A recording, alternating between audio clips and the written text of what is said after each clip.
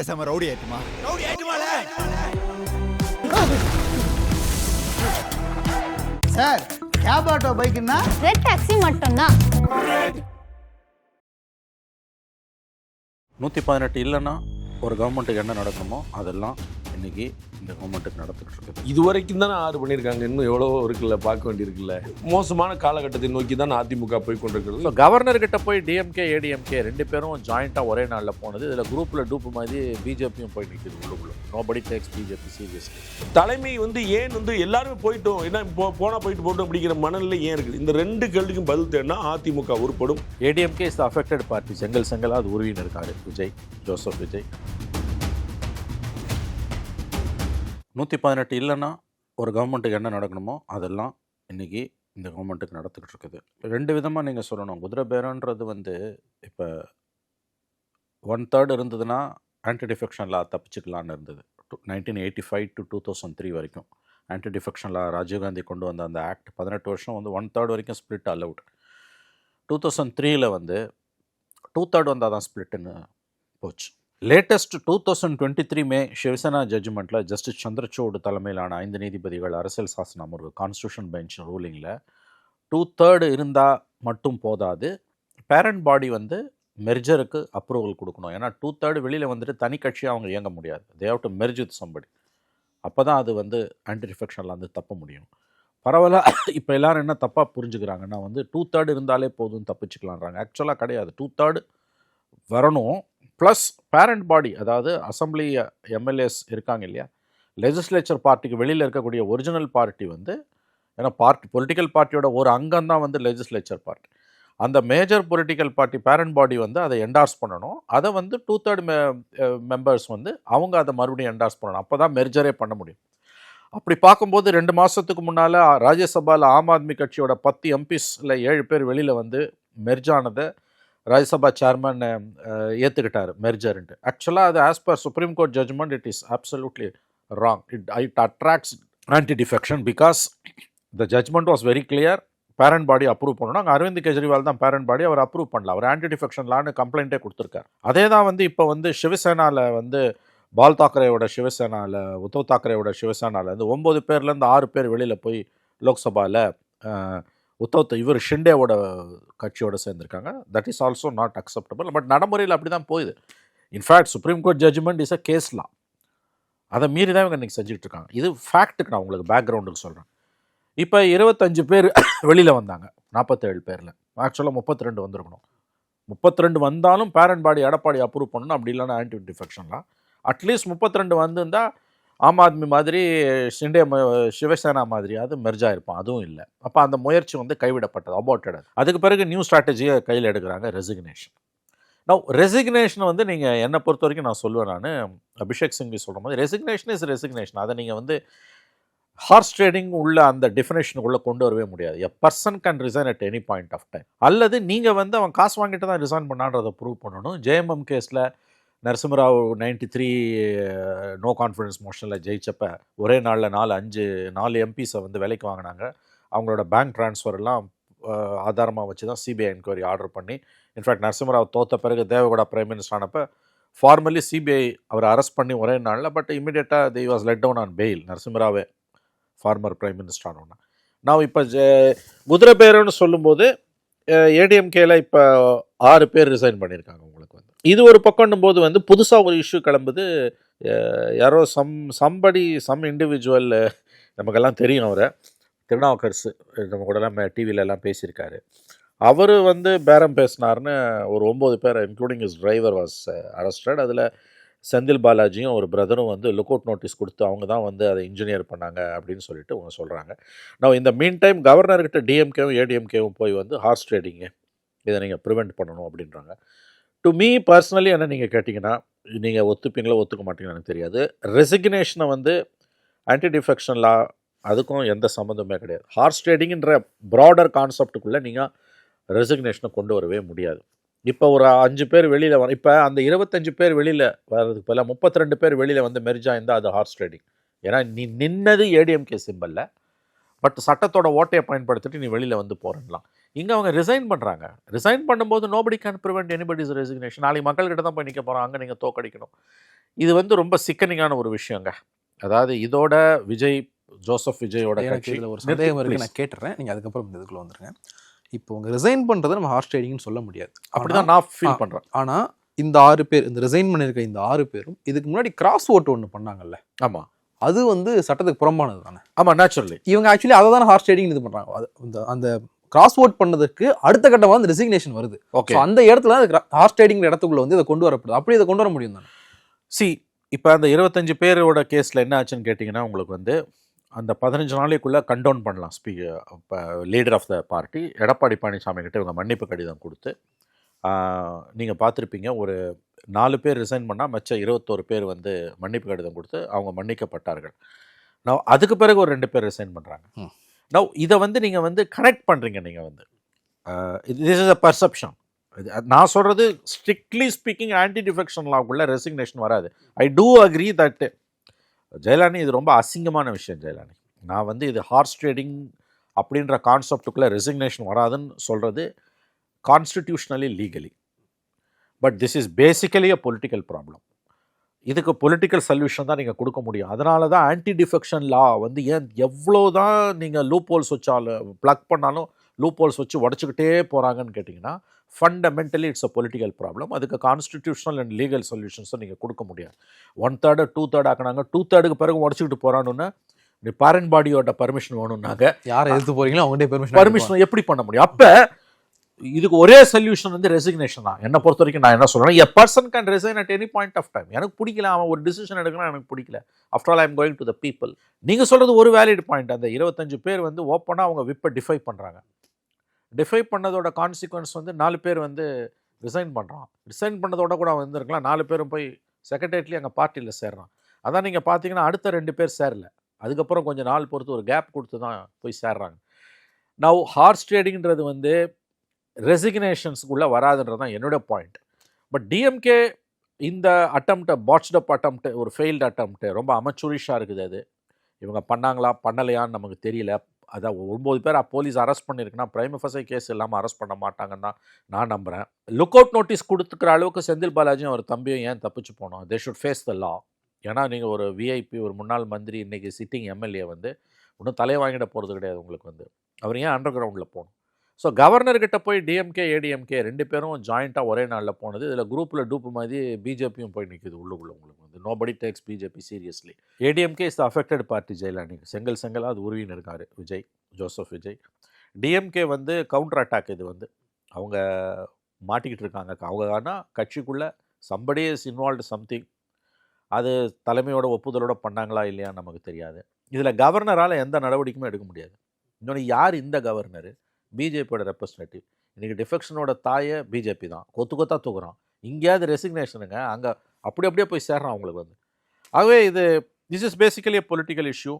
இதை வந்து moral ஆஸ்பெக்டில், public பர்செப்ஷனில் பார்த்தீங்கன்னா, இதோட ஜோசப் விஜய் அவருடைய கட்சி இதை ஸ்டாப் பண்ணணும். Let bygones be bygones. 1 by election, ஒரு தொகுதி அவர் நின்று ஜெயிச்சது, மிச்சம் 6 பை எலெக்ஷன். இதோட இவங்க இந்த 6 ரெசிக்னேஷன்ஸோட நின்றுக்குச்சுன்னா கட்சிக்கு நல்லது. இல்லைனா வந்து at some point of time resignations horse ட்ரேடிங்குள்ளே வராதுன்ற கான்செப்ட் வந்து அது ப்ரீச் ஆகும். மக்கள் மத்தியில் கெட்ட பேர் தான். இப்போ இந்த கவர்மெண்ட்டுக்கு ஒரு குட்வில் இருக்குது. ஒரு 6 மாதம் வரைக்கும் என்ன பண்ணாலும், இவங்களுக்கு எதிராக சொன்னாலும் மக்கள் மத்தியில் எடுப்படாது. பை எலெக்ஷனில் ஜெயிச்சிட்டாங்க, 7 சீட்டில் ஒரு 4 சீட்டு ஜெயிச்சிட்டாங்கன்னா கூட தே வில் ஸ்கிராப் த்ரூ. இப்போ அவங்களோட ப்ராப்ளமே உங்களுக்கு வந்து 118 வேணும், 107 இருக்குது. இந்த கேப்பை எவ்வளோ நேரோ டவுன் பண்ண முடியுமோ அவ்வளோ பண்ணணும்னு பார்க்குறாங்க. ஒரு 5 சீட்டு ஜெயிச்சா கூட somewhat they may feel relief. அது இல்லைன்னா இந்த நாடகம் நடந்துக்கிட்டே இருக்கும். At some point of time இது நின்று தான் ஆகணும். உங்களுக்கு வந்து இது நல்லதில்லை. It's sort of a political instability தான். இது வரைக்கும் தானே 6 பண்ணியிருக்காங்க, இன்னும் எவ்வளோ இருக்குல்ல, பார்க்க வேண்டியிருக்குல்ல. உங்களுக்கு நினைவு கூர்ந்தால் சரியாக இருக்கும். 2026 சட்டமன்ற தேர்தலுக்கு முன்னாடியே நான் வந்து சொல்லியிருக்கேன், ஆன் ரெக்கார்டு இன்னமும் இருக்குது. கடந்த தேர்தலில் அவர்கள் பெற்ற அந்த 66 சீட்டை விட அடுத்த சட்டமன்ற தேர்தலில் அவங்க வந்து குறைவாக பெற்றாங்கன்னா அதிமுக 2ஆக பிளவுபடும்னு சொல்லியிருந்தேன். That is what happening now. நம்ம வந்து ஏன்னா அந்த தலைமை மீது சிலர் வந்து ஒரு அபாண்டமாக ஒரு குற்றஞ்சாட்டுறாங்க அப்படிங்கிற மாதிரி தான் ஒரு எண்ணம் இருந்துச்சு. ஆனால் வந்து 2 சட்டமன்ற தேர்தல்கள், 2 மக்களவைத் தேர்தல்கள்னு 4 முறை தொடர்ந்து அது வந்து பெருசாகவே தோல்வி அடையும் போது, அதுவும் கடந்த முறை பெற்றதை விட பின்னடைவு அப்படின்னே வரும்போது அது வந்து ஒரு பெரிய சந்தேகத்தை ஏற்படுத்துது. இன்னமும் கூட இது ஒன்றும் ஒரு பெரிய ஒரு மோசமான கேவலமான தோல்வியெல்லாம் கிடையாது. இதில் வந்து எந்திரிச்சு வரக்கான ஸ்பேஸ் இருக்குது. ஆனால் தலைமைக்கும் கீழேயும் நம்பிக்கையின்மை வந்து முழுசாக போய் நிற்கிது. அது வந்து ரொம்ப டீப் ரூட்டட்னு சொல்லுவாங்க, ஆழமாக வேரூன்றி இருக்கிறது. மோசமான காலகட்டத்தை நோக்கி தான் அதிமுக போய் கொண்டிருக்கிறது. இப்போ கேள்விப்பட்டோம் மகளிர் கட்சி கூட்டத்தில் அதிமுகவுடைய மகளிர் அணி கூட்டத்தை வந்து கூட்டினாங்கன்னு. அதில் எந்தெந்த ஊர்லேருந்து நிர்வாகிகள் வந்திருந்தாங்கன்னு தெரியல, தெரிந்த முகங்கள் எதுவுமே தெரியல, பெரிய அளவில் வந்திருந்தாங்களான்னு தெரியல. அந்த ஏற்பாடுகளும் வந்து பெருசாக வழக்கமாக வந்து பொதுச்செயலாளர் வந்தாலே வந்து அந்த ஏரியாவில் நான் குடியிருந்துருக்கிறேன். அதனால் வந்து வழக்கமாக அந்த பொதுச்செயலாளர் வந்தாலே டிராஃபிக் ஜாம் ஆகும். 2-3 மணி நேரத்துக்கு நீங்கள் வந்து அந்த பக்கம் நீங்கள் போக முடியாது. ஏன்னா சின்ன சின்ன நெருக்கலான சந்துகள் அந்த மாதிரிலாம் எதுவுமே ரொம்ப நார்மலாக ஒரு இன்னோஸ் மீட்டிங் மாதிரி தான் இருந்தது. ஸோ வந்து அது ஒரு சிக்னல் கொடுக்குது கிளியராக. அதை வந்து தலைமையும் மற்றவர்களும் புரிந்து கொண்டார்கள்னால் அதிமுகவுக்கு நல்லது. கட்சியிலேருந்து வெளியே போகிறவங்க ஒரு சாதாரண ஒரு எம்எல்ஏக்களாக இருந்தால் பரவாயில்ல, எல்லாருமே அம்மா காலத்துலேருந்தே அமைச்சர்களாக இருந்தவங்க அப்படிங்கிறதையும் நம்ம பார்க்க வேண்டியது இருக்குது. அதில் விஜயபாஸ்கர் 2 விஜயபாஸ்கரும் வந்து கட்சியிலேருந்து விலகி இருக்கிறாங்க, ராஜினாமா கடிதத்தை கொடுத்துருக்காங்க, அவங்க தாவைக்கால சேர போகிறாங்க அப்படின்னு ஒரு செய்திகள் வந்துட்டு இருந்தது. அதே நேரத்தில் எஸ்பி வேலுமணி தனியாக கூட்டம் போடுறாரு. நீங்களாம் எதிர்பார்த்தீங்களா? எஸ்பி வேலுமணிலாம் வந்து இந்த மாதிரி வேலுமணி தனியாக கூட்டம் போடுவார், விஜயபாஸ்கர் தனியாக வெளியேறுவார் அப்படின்னு அந்த மாதிரி ஸ்பெசிஃபிக்காக எதிர்பார்க்கல. நான் உங்களுக்கு ஏற்கனவே சொன்னது போல் அதிமுக உடையும் சிதறும் அப்படிங்கிற நான் ஆனேரே சொல்லியிருக்கிறேன். அதில் எனக்கு எந்த குழப்பம்லாம் நான் பலமுறை சொல்லியிருக்கேன். அதை ரெஜிஸ்டர் பண்ணியிருக்கேன் பிஃபோர் எலெக்ஷன், 26 எலெக்ஷன் முன்னாடியே, வெல் பிஃபோர் எலெக்ஷன். அதனால் இது மோசமான நிலைமைக்கு போகுங்கிறது தெரியும். அது யார் அதை இனிஷியேட் பண்ணுவா, யார் யாரெல்லாம் போவாங்கிறது தெரியாது. 2 விஷயம், ஒன்று கீழே இருக்கிறவங்க, இன்னொன்று தலைமை. கீழே இருக்கிறவங்களுக்கு அதிமுகவுடைய தலைமை சரியில்லையா, அதிமுகங்கிற கட்சியே சரியில்லையாங்கிற கேள்விக்கு பதில் தரணும். அப்போ அதிமுகவுடைய தலைமை சரியில்லை அப்படின்னா அவரை மாற்றி அவர் வந்து அதிமுக திரும்பி கொண்டு போகணும். ஏன்னா இது எம்ஜிஆர் உருவாக்கிய இயக்கம், ஜெயலலிதா வளர்த்தெடுத்த இயக்கம். இவர்கள்லாம் வாய்க்கு வாய் முன்னையும் பின்னை வந்து டாக்டர் இதயம் புரட்சி தலைவி மாண்புமிகு அம்மா அவர்கள்னு 2வது வார்த்தை பேசாமல் சொல்லக்கூடியவங்க. இப்போ வந்து மாண்புமிகு அம்மா அவர்கள் கட்டி காத்து வளர்த்த அந்த தன்னுடைய உயிரை கொடுத்து காத்தா அப்படிலாம் ரொம்ப எமோஷனலாக பேசுவாங்க. அந்த இயக்கம் என்னாச்சு அப்படிங்கிற கேள்வி. அப்போ உங்களுக்கு தலைமை தான் சரியில்லைன்னா நீங்கள் தலைமைக்கு எதிராக போர்க்குடி தூக்கலாம். ஒட்டுமொத்த அதிமுக கைவிட்டு நீங்கள் தாவேக்காக போகிறீங்க. அப்போ திமுகவில் சேர்ந்த திரு ஓ பன்னீர்செல்வத்துக்கும் உங்களுக்கு என்ன வித்தியாசம்? திரு செந்தில் பாலாஜிக்கு உங்களுக்கு என்ன வித்தியாசம்? அப்போ வந்து அவர் டிஎம்கே போயிட்டார், நீங்கள் இங்கே போயிட்டீங்க, அவ்வளோதானே. தலைமையை பொறுத்தளவுக்கு பார்த்தீங்கன்னா கீழே இருக்கிறவங்க ஒவ்வொருத்தர்களாக போகிறாங்கன்னா, இன்றைக்கி மகளிர் கூட்டத்தில் வந்து திரு எடப்பாடி பழனிசாமி அவர்கள் பேசியதாக சொல்லப்படுகிறது. துரோகிகள் வெளியேறியதனால் வந்து தொண்டர்கள் மகிழ்ச்சி அடைகின்றனர். அப்படி வந்து துரோகிகள் எல்லாரையும் பட்டியல் போட்ட முடியுமா? தமிழ்நாடு முழுக்க துரோகிகள் இருக்காங்க. நீங்கள் இந்த பக்கம் திருவள்ளூர் இருந்து பெஞ்சமின்லேருந்து அந்த பக்கம் தூத்துக்குடியில் கடம்பூர் ராஜ் வரைக்கும் எல்லாரும் துரோகிகள்னு சொன்னால் என்ன செய்ய? மேற்கு மண்டலத்தில் போயிருக்காங்க, தெற்கு மண்டலத்தில் போயிருக்காங்க, வட மண்டலத்தில் போயிருக்காங்க, எல்லா பக்கமும் போயிருக்காங்க. ஊர் பூரா துரோகிகள் நிறைந்த கட்சி தான் அதிமுக. துரோகிகளின் கூடாரமாக அதிமுக இருந்ததா? அப்போ போகிறவங்க பூரா துரோகினா என்ன கணக்கு உங்களுக்கு? அப்போ உங்களை கொஸ்டின் பண்ணாங்கன்னா துரோகியா? இப்போ இந்த 2 கேள்விக்கும் பதில் தரணும். ஏன் விலகியவர்கள் அதிமுகவை பற்றி கைவிட்டு போகிறாங்க அப்படிங்கிற கேள்வி. தலைமை வந்து ஏன் வந்து எல்லாருமே போயிட்டோம், என்ன போனால் போயிட்டு போட்டோம் அப்படிங்கிற மனநிலை ஏன் இருக்குது? இந்த 2 கேள்விக்கும் பதில் தேடினா அதிமுக உருப்படும். அல்லது வந்து வேலுமணி அந்த வீடியோவில் பேசும்போது சொல்கிறாரு, பல வருஷமாக வந்து மாவட்ட செயலாளர்கள் பல செலவுகள் பண்ணியிருக்காங்க, கட்சி அடுத்த லெவலுக்கு எடுத்துகிட்டு போயிருக்காங்க, அவங்களுக்குலாம் எந்த பதவியும் கொடுக்கவே இல்லை, அதுவும் குறிப்பாக எனக்கு பதவி இல்லாட்டியும் பரவாயில்ல, என் கூட வந்தவங்களுக்கு எதுவுமே கொடுக்கலன்னு சொல்லி சில அமைச்சர்கள் பேரையே வந்து குறிப்பிட்டு சொல்கிறாங்க. அதெல்லாம் அரசியல் ரீதியாக பேசுவது அவங்களுக்கு ஒன்று தேவைப்படுது. அது என்ன அப்படின்னு எக்ஸாக்டாக நமக்கு தெரியாது. அது திரு எடப்பாடி பழனிசாமிக்கும் திரு வேலுமணிக்கு மட்டும்தான் தெரியும். அப்படி தான் திரு செங்கோட்டையனுக்கும் திரு எடப்பாடி பழனிசாமி இருந்தது. ரொம்ப ஃபிஸியான சாதாரணமான விஷயங்கள் ஏதாவது ஒன்று இருக்கும். அது வந்து ஊதி பெரிதாகிட்டே போயிட்டே இருக்கும். அது ஆனால் வந்து இந்த மாதிரி தொண்டர்களுக்கு கொடுக்கவில்லை, நிர்வாகிகளுக்கு கொடுக்கவில்லை அப்படிலாம் சொல்லிக்கிட்டே போக வேண்டியதான். அப்படி பார்த்துருந்தா செல்வி ஜெயலலிதா அவர்கள் திரு செங்கோட்டையனுக்கு அமைச்சர் பதவி கொடுத்தாங்களா? 2011 ஆட்சி போது, 2016 ஆட்சியும் போது செங்கோட்டையன் அமைச்சராக இருந்தாரா? செங்கோட்டையன் அமைச்சராக இல்லை, ஆனால் திரு வேலுமணி அமைச்சராக இருந்தார். யார் கட்சி குலைத்தவர், செங்கோட்டையனா வேலுமணியா? 2 பேரில் யார் அதிகம் உழைத்தவர் சொல்ல முடியுமா? திரு எடப்பாடி பழனிசாமியோட சீனியர் திரு செங்கோட்டையன். ஆனால் கட்சியில் வந்து தமிழ்நாட்டில் அத்தனை பேர் பேரையும் சொல்லக்கூடிய திரு செங்கோட்டையன் அமைச்சர் ஆகலை. செல்வி ஜெயலலிதா மறைந்து திருமதி சசிகலா பொறுப்பெடுத்த பிறகு தான் அவருக்கு வந்து பள்ளிக்கல்வித்துறை அமைச்சர் பதவியே கொடுக்கப்பட்டது. அப்போ வந்து கட்சியில் உழைத்தவர்கள்லாம் ஓரங்கட்டப்படுகிறார்கள்னு செங்கோட்டையன் என்ன பண்ணார்? அப்போ கிளம்பி போயிட்டாரா? அப்போ வந்து இவர்கள் சொல்லக்கூடிய காரணங்களும் ஏற்புடையதில்லை. கட்சியில் வேலை பார்க்க ஒவ்வொரு கட்டத்தில் ஒருத்தருக்கு வந்து பதவி கிடைக்கும். சரி, மொத்தம் 234 சட்டமன்ற தொகுதி தானே இருக்குது, 39 பாராளுமன்ற தொகுதி தானே இருக்குது, ஒரு 70-80 மாவட்டம் தான் இருக்கும். அப்போ எத்தனை பதவி போடுவீங்க நீங்கள்? அவர் வந்து எனக்கு மாவட்ட செயலாளர் பதவி கொடுப்பாரு, நீங்கள் பொதுச் செயலாளர் பதவி எடுக்குவீங்க, பொருளாளர் பதவி, எந்த பதவி கேட்டு கொடுப்பீங்க? எவ்வளோ பதவி கொடுத்துட முடியும்? வச்சுக்கோங்க அடைக்க அப்படின்னு காங்கிரஸ் செஞ்சு கொடுப்பாரு. எல்லோருமே துணைத் தலைவர்கள், எல்லோருமே பொதுச் செயலாளர், சந்தோஷமா இருக்குன்னு சொல்லிட்டு போகிறதா? அப்போ அவருக்கு வேல்யூ வேண்டாமா? அப்போ கட்சியில் உழைத்தவர்களுக்கு மரியாதை இல்லை. அப்போ செங்கோட்டையன் அவர்கள் இருந்தாரே, நீங்கள் அவங்களோட ஜூனியரா இல்லையா? அண்ணன் வேலுமணி மறுப்பாரா, திரு தங்கமணி மறுப்பாரா? அதே சமுதாயத்தை சேர்ந்தவர்கள், அதே பகுதியை சேர்ந்தவர்கள் திரு செங்கோட்டையனுக்கு அமைச்சர் பதவி கொடுக்கப்படாமல் அவங்களுக்கு கொடுக்கப்பட்டது அம்மாட்ட சண்டை போட்டுருவாங்க. நோ நோ நோ நோ, சீனியருக்குலாம் கொடுக்காம நீங்கள் என்ன நாங்கள் கட்சி நடத்திட்டு இருக்கிறீங்க? அண்ணன் செங்கோட்டையன் போன்றவர்கள்லாம் ஓரம் கட்டப்படுவாங்க, நாங்கள்லாம் வந்து நிற்கிறதா சண்டை போட்டிங்களா? படப்படன்னு போய் பதவியில் வாங்கிட்டீங்கல்ல. அப்போ வந்து இது வந்து ஒரு காரணம். நம்ம வந்து ஓகே அவங்களுக்குலாம் கொடுக்கல, இவங்களுக்குலாம் கொடுக்கல, அது ஒரு காரணம். ஆனால் ஆக்சுவல் பிரச்சனை வேறு. அந்த பிரச்சனைக்கான தீர்வை திரு வேலுமணியும் திரு எடப்பாடி பழனிசாமி தான் தீர்க்க முடியும். இப்போ வேலுமணி மட்டும் இல்லை, இப்போ CV சண்முகமே ரொம்ப சைலண்டாக இருக்காரு. கடந்த வாரங்களில் கொஞ்சம் ப்ரெஸ் மீட்லாம் கொடுத்து என்ன ஏதுங்கிறத சொன்னார், மகனை பற்றி பேசினார். அதிமுகவிலே ரெண்டா ஒரு களம் இருக்குன்னு நான் புரிஞ்சுக்கிறேன். ஒன்று, அதிமுகலேருந்து வெளியேறி தங்களுடைய பொழப்பு பார்க்கறது, எப்படியும் தாவேக ஆட்சியில் இருக்குது, அவர்கள் ஆட்சியை தக்க வைத்துக் கொள்வார்கள் போல தான் தெரிகிறது. அதனால் நம்ம வந்து ஒரு 5 வருஷம் நம்ம வண்டி ஓட்டணும், நமக்கும் சுயமான பல தொழில்கள் இருக்குது, அந்த தொழில்கள் வந்து தொய்வடையாமல் தொடர்ந்து கொண்டு போகணும். அப்போ நம்ம வந்து அது ஆளுங்கட்சியால் இருந்தால் சரிதான். ஏன்னா இன்றைக்கி வந்து ஏடிஎம்கேல எம்எல்ஏ இருந்தீங்கன்னா நீங்கள் எதிர்க்கட்சி எம்எல்ஏவும் கிடையாது. திமுக பார்த்தீங்க, உங்களுக்கு வந்து அந்த அமைச்சர் வந்து போதைப் பொருள் பயன்படுத்தினார் அப்படின்னு சொல்லி அவர் கண்டித்து பதவியிலன்னு சொல்லி தமிழ்நாடு முழுக்க ஆர்ப்பாட்டம் பண்ணாங்க. So they are already active and vibrant. அவங்க வந்து எப்போ பார்த்தாலும் ஏதாவது ஒன்று செஞ்சுக்கிட்டே பண்ணிருப்பாங்க. இன்னைக்கு காலையில் நம்ம பார்க்குறோம் ஒரு புகார் ஆளுநருக்கு அனுப்புகிறாங்க. ஸோ டிஎம்கே வந்து ஒரு ஆக்டிவாக வைப்ரண்ட்டாக இருக்கும். அதனால் எதிர்க்கட்சி எம்எல்ஏங்கனால அரசு அதிகாரிகள் கொஞ்சம் ஒரு பம்முவாங்க. சரி, எதுக்குப்பா அவங்கள்ட்ட பஞ்சாயத்து நம்மகிட்ட தான் மறியல்கள் பண்ண போகிறாங்கன்னு அவங்க ஹாப்பியாக வச்சு போகணும். ஆளுங்கட்சி எம்எல்ஏக்கள் பற்றி கேட்க வேண்டியதில் ஒரு சாஃப்டான விஷயம் இருக்கும்.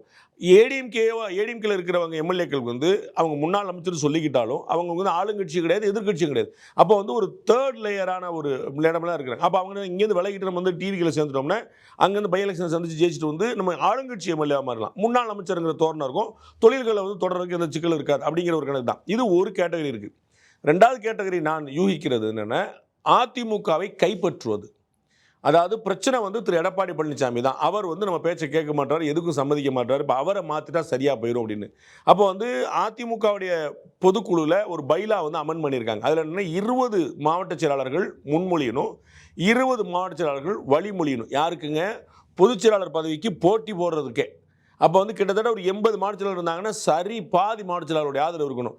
திரு வேலுமணி நேற்று பேசும்போது கிளைம் பண்ணுறார், என்கிட்ட 30 மாவட்ட செயலாளர்கள் ஆதரவு இருக்கிறாங்க அப்படிங்கிற ஒரு நம்பர் சொல்கிறார். அப்போ இன்னும் ஒரு 10 மாவட்ட செயலாளர்கள் வந்து அவர்கிட்ட கையில் கொண்டு வந்து வைக்கணும். யார் யாரெல்லாம் மாவட்ட செயலாளர் வந்து கை பிடிச்சிருவாரோ அப்படின்னு நினைக்கும் போது கடகடன்னு அவங்க மாவட்ட செயலாளர் பூரா நீக்கிட்டும் போயிட்டார் திரு எடப்பாடி பழனிசாமி. அப்போ வந்து மாவட்ட செயலாளர் இருக்க மாட்டாங்க. அப்போ மாவட்ட செயலாளர் இருக்கிறவங்க பரிந்துரை தேவை. ஸோ இது வந்து ஒரு டெக்னிக்கல் வார் நடந்துட்டு இருக்கு. தலைமையை கைப்பற்றுவதற்கு, தலைமையை கைப்பற்ற விடமாட்டேன் அப்படின்னு திரு எடப்பாடி பழனிசாமியும், தலைமையை கைப்பற்றாமல் விடமாட்டேன் அப்படின்னு திரு வேலுமணி தரப்பு. அந்த இடத்துல தான் திரு CV சண்முகம், திரு KC வீரமணி, இன்னும் பேர் சொல்ல விரும்பாத பலர் வந்து உள்ள இருப்பாங்கன்னு நினைக்கிறேன். இவங்கெல்லாம் உள்ள இருந்தே இப்போ நம்ம பார்த்தோம் 2 விஜயபாஸ்கர்களும் அங்கே போறாங்க. அது மாதிரி இன்னும் சிலரும் போவாங்க. MSN ஆனந்த் வந்து போறாரு, முன்னாள் அமைச்சர். இது மாதிரி சிலர் வந்து இன்னும் போவாங்க. நமக்கு அது ஒன்றும் குழப்பம் இல்லை. பட் இந்த பக்கம் பார்த்தீங்கன்னா இருந்து அதிமுகவின் தலைமையை மாற்றுவது அப்படின்னு ஒரு முயற்சி இருக்குன்னு நினைக்கிறேன். அந்த இடத்துல திரு வேலுமணி, திரு CV சண்முகம், திரு KC வீரமணி போன்றவர்கள் இருக்கிறாங்கன்னு நினைக்கிறேன். பேசாம ரவுடி ஆயிட்டுமால